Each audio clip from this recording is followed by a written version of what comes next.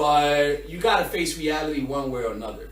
A lot of moms face that reality when they have kids. All of a sudden, their friends who are only there for partying will go away, right? And it's a reality that sucks, but you know what? It's much better to face reality than have it face you, because eventually it will catch up to you.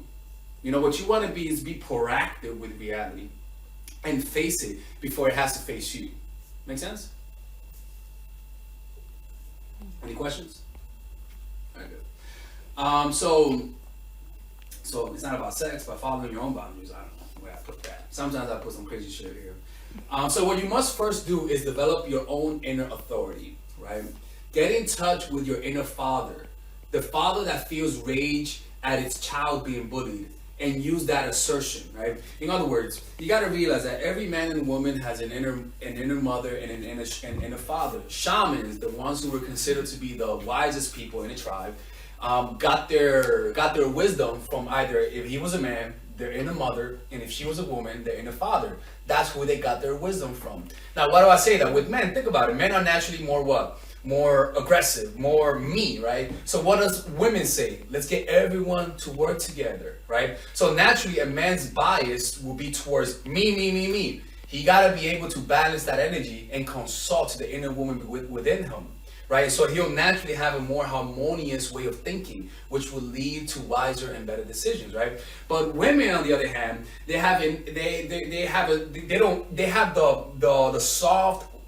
the soft nurturing part of them, right, which is more forgiving, which is more prone to bring people together, but they don't have that aggressive inner father inside of them that will stand up to people who are bullying you, that's less forgiving. It is a yin and a yang. It is about balancing that. And rather than feeling that passive aggression, which women are pretty good at, you gotta learn how to develop, rather than developing aggression, develop assertiveness, which is completely different. Does that make sense? Mm-hmm. Right? And so this is what you guys gotta do. The inner authority comes out during moments when you have to do something, right? When you're noticing that you have work to do and you have no other time right now, so you get it done. You notice this inner authority when you gotta go to work, right? As opposed to when nobody's forcing you to go to work, you don't go to work. But all of a sudden, when you gotta go to work, there's something inside of you that forces you to get up even though you don't want to. Only when there's outside pressure, right? That inner authority is your higher self. Is the part of you that gives you the discipline, right? So creating boundaries, you first have to create inner boundaries. And what we're gonna be talking about is not just boundaries in terms of people, but boundaries within yourself. You know, knowing when to study, knowing when to go to work. And then that'll naturally expand to setting boundaries to everyone, because that's gonna be part of your reality. You feel me? Yeah. So you gotta learn to swing that sword around in small ways first, right? In other words, you gotta learn how to assert yourself. I'm getting ahead of myself, but we're gonna get to it, right? You gotta learn to assert yourself in small ways first. We know we're not gonna be confronting the last biggest thing first. You first have to assert yourself in small ways first and build it up after a while, because the mistake that people do is that they sort of, how can I say this?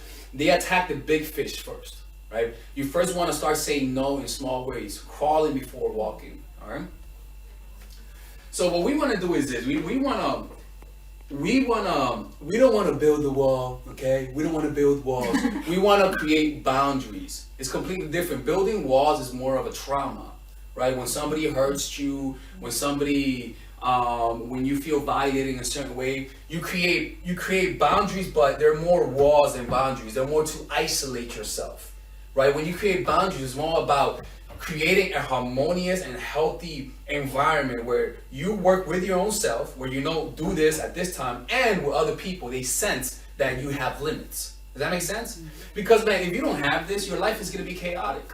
You're going to be emotional, and it's going to affect every aspect of your life. You see what I'm saying? All right, but we want to consciously develop those boundaries. Okay, so because life is all about limitations, right? If you don't limit something, it'll turn against you and consume you, like a cancer, right? What's cancer? Cancer is I don't know about cancer too much, right? But cancer is something that's like growing at a rapid rate. It has no boundaries. You see, life is all about boundaries. What do I mean by that? Like a cell is alive because it has boundaries. There's a boundary between itself, right? And it's the boundary is usually out of, I guess it's oil. Oil is I heard oil is the source of life because oil separates water, right? So water, it creates like a little boundary, and you know, it's able to have a little ecosystem. But what was I saying? So if you don't limit something, it'll turn against you and consume you, right? Addictions are a lack of boundaries. Disrespect are a lack of boundaries, right? So this is what we want to do, is be able to have control over ourselves. The reason why a lot of people don't have control over their lives is just because they have no boundaries. And again, it's not about creating boundaries with just people. The first place you got to create boundary is within yourself. Demanding certain things from people. And demanding respect for yourself. Demanding that you're not going to feel this way. Demanding that you're not going to let people treat you this way. So you first treat yourself that way. You first elevate that level of standard towards yourself, and it'll naturally be projected onto people, towards people, not in an aggressive way, but in an assertive, calm way. And I can promise you, when you do this, again, like I said, your circle will lessen, but it's gonna be more quality than quantity. You see?